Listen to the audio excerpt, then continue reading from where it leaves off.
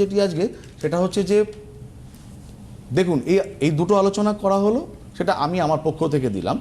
এই যে আলোচনাটা অর্থাৎ বার্ষিক রাশিফল, সেটা আপনাদের প্রত্যাশা অনুযায়ী, কারণ বার্ষিক রাশিফলকে আমি বলবো, পছন্দ করব বলতে এটা গোচরীয় ফলাফল হিসাবে, কিন্তু তা তো আমরা বলি না, আমরা রাশিফল বলি। দেখুন যখন বৃষরাশি নিয়ে বলবো, বৃষরাশির কোনো ব্যক্তি তিনতলায় থাকতে পারে, আবার বৃষরাশির কোনো ব্যক্তি দলমা বেড়ার বাড়িতেও থাকতে পারে। সুতরাং রাশিফল কেন বলতে চাই না, কারণ বয়সের তারতম্য, জন্মকালীন গ্রহগত অবস্থান, এগুলোর ওপর কিন্তু রাশিফল যে আমরা বিশ্লেষণ করি সেটা কিন্তু একটু তারতম্য ঘটে। তাই আমি বলবো জন্মকালীন আপনার গ্রহগত অবস্থান কি অবস্থায় আছে সেটাকে দেখা কিন্তু প্রধান কর্তব্য। আমরা রাশিফলটা বলি এটা একটা আপাত দৃষ্টি অনুযায়ী, হ্যাঁ, জন্মকালীন আপনার গ্রহটা কোন জায়গাটায় আছে, তারপরে এই যে রাশিফল, এটা তো অরিজিনালি তো এটা গোচরীয় ফল, তার সাথে কতটা সম্বন্ধ সৃষ্টি হচ্ছে সেটাই তো রাশিফল। তো যাই হোক, রাশিফল বলবার আমরা যেটা বলি, প্রথমেই বলছি মন্থর গতিসম্পন্ন গ্রহেদের গোচরের উপর নির্ভর করে শনি সারা বছর 2026-এ মীন রাশিতে অবস্থান করবে। এটার কোনো ট্রানজিট কিন্তু শনির নেই।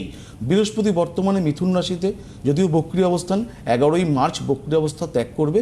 2রা জুন ওই বৃহস্পতি কিন্তু আবার কর্কট রাশিতে আসবে এবং বছরের শেষ ভাগে সিংহ রাশি হয়ে বছর শেষ করবে 2026 সাল।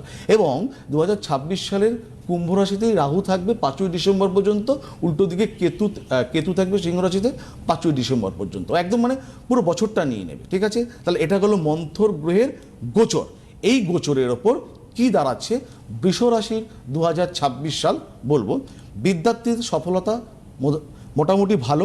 বিদ্যা প্রতিকারক রবি, যেহেতু রবির বছর, বিদ্যাভাবে যদিও কেতু বৃষ রাশির, নিজের বুদ্ধিমত্তা যদি চালাবার চেষ্টা করে তাহলে কিন্তু ব্যর্থতা আসবে। যদি মা বাবা অভিভাবক মাস্টারমশাইদের কথা বৃষরাশির জাতক জাতিকার কিংবা বিদ্যার্থীরা শোনে, তাহলে অভূতপূর্ব পড়াশোনায় সফলতা পেতে পারে। বিশেষত রসায়ন, গবেষণামূলক কাজ কিংবা কারিগরি বিদ্যায় বড় বড় সাফল্যতা কিন্তু বৃষরাশির আছে। প্রণয় সম্পর্ক, আধ্যাত্মিক জীবনে কিন্তু ব্যর্থতা আসবে, যেহেতু শনির সপ্তম দৃষ্টি আপনাদের পঞ্চমভাবে কিন্তু থাকছে।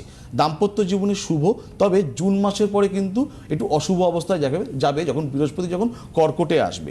ব্যবসার ক্ষেত্রেও তাই, জুন মাসের পরে কিন্তু বৃষরাশির ব্যবসায়িক সফলতা বেশি, বিশেষ করে যেটা রয়েছে যে রাহু দশমে এবং শনি একাদশে উপচয়ভাবে রয়েছে। দেখুন কর্মক্ষেত্রে তো অত্যন্ত শুভ, মাঝে মাঝে কিন্তু কর্মের পরিবর্তন এবং বিভিন্ন রকম বড় বড় পদমর্যাদা কিন্তু বৃষরাশির আসতেই পারে। তবে শারীরিক বিষয়ে একটু সতর্কতা নেওয়ার প্রয়োজন আছে।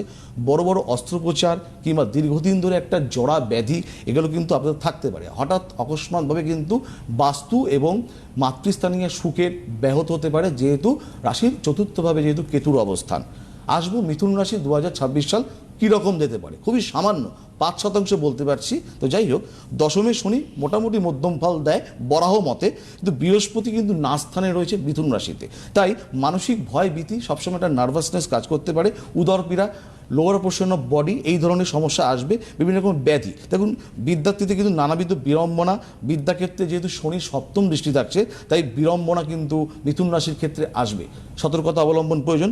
বছরের মধ্যভাগ থেকে কিন্তু ভালো সময়, অর্থাৎ জুলাই মাসের পর থেকে দাম্পত্য বিষয়ে শুভ ফল হবে মিথুন রাশির। প্রণয় প্রাপ্তি, সম্পর্ক, আত্মীয় লাভ হবে।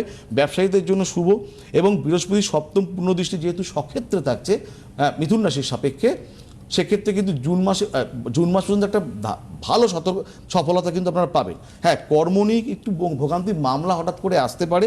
আত্মীয় বন্ধু পরিজনের থেকে আপনারা কিন্তু ব্যাপকভাবে উপকৃত হতে পারেন মিথুন রাশির জাতক জাতিকা।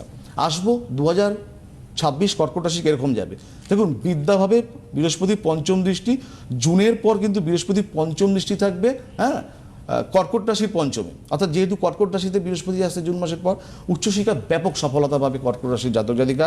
মেডিকেল ওরিয়েন্টেড পড়াশোনা, ম্যানেজমেন্ট ওরিয়েন্টেড পড়াশোনা, ওকালতি, যে কোনো ধরনের উচ্চবিদ্যায় আপনারা ব্রতী হতে পারেন, ভালো ভালো জায়গায় পড়বার সুযোগ কিন্তু আপনাদের আসতে পারে। এবং যারা কলাকুশলী, গান বাজনা, অভিনয় চর্চা নিয়ে আছেন, হ্যাঁ, তারা কিন্তু ব্যাপক সফলতা পাবে 2026 সালে।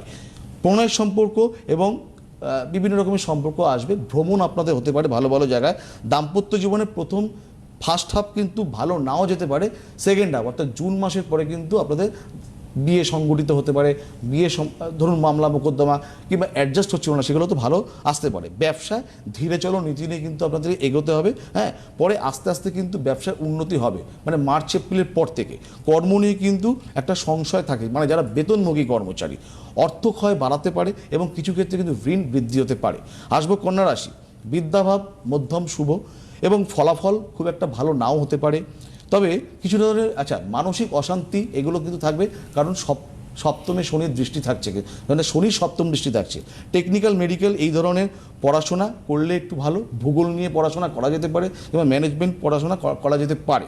প্রণয় ভঙ্গ, সম্পর্ক ভঙ্গ এগুলো থেকে সাবধানতা কিন্তু অবলম্বন করতে হবে। কেমন সম্পর্কে বিবাহ কনফিউশন হওয়ার ক্ষেত্রে বিভিন্ন রকমের অসুবিধে এবং কর্মক্ষেত্রে একটু কিন্তু বিড়ম্বনা, হ্যাঁ, এবং দূরপথে যাত্রার ক্ষেত্রে কিন্তু সমস্যা আসতে পারে। অর্থনৈতিক সফলতা, গৃহজনিত সফলতা যা আসবে জুন মাসের পরে। এই যে রাশিফলটা বলা হলো, এটা 5% প্রথম কথা। আরও দেখুন, এটা তো রচনাধর্মী রাশিফল বলি না, যা বলছি টেকনিক্যাল এবং ম্যাথামেটিক্যাল, একদম গ্রহের গোচরের উপর ডিপেন্ড করে। তা সত্ত্বেও বলবো এটা 50%। নিজেদের সাথে যদি রিলেট করতে হয়, নিজেদের জন্মকালীন গ্রহেদের অবস্থানের সাথে রিলেট করতে হবে।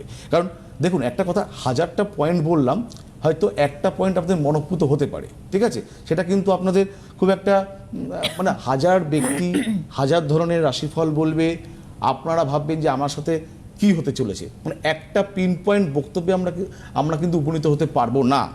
কিন্তু আমি যে এর আগে যে দুটো আলোচনা করলাম, চতুষ্কোণ কিংবা আপনার মামলা মোকদ্দমা কোন অবস্থাতে হতে পারে, সেই যে একটি আলোচনা, সেটা কিন্তু 1000টি আলোচনার সমান হতে পারে। তাই রাশিফলকে প্রাধান্য দেই, কিন্তু ব্যাপারটা হচ্ছে শুধুমাত্র মনোগ্রাহী আলোচনা। কিন্তু এটা যে সত্যি, এটা 50%। আবারও বলছি, নিজেদের রাশিফল কতটা 2026 সালে আমরা ভালো ফল পেতে পারি, তাহলে নিজেদের জন্মকালীন গ্রহেদের অবস্থান এবং বর্তমানে যে গ্রহগত সঞ্চার অর্থাৎ গোচরের জন্য এই দুটোর মিলিত হাত, অর্থাৎ ডান হাত এবং বাম হাত যখন একসাথে আসবে, তখনই আপনার যে কোনো ধরনের রাশিফল 100% মিলবে। তাহলে কি দরকার দিদিভাই, আমাদের প্রয়োজন যে জন্মকালীন আমাদের গ্রহগত অবস্থানটা কী জায়গাটায় আছে, এটা আমাদের নির্ণয় করার প্রয়োজন রয়েছে। বলা শেষ। আবারও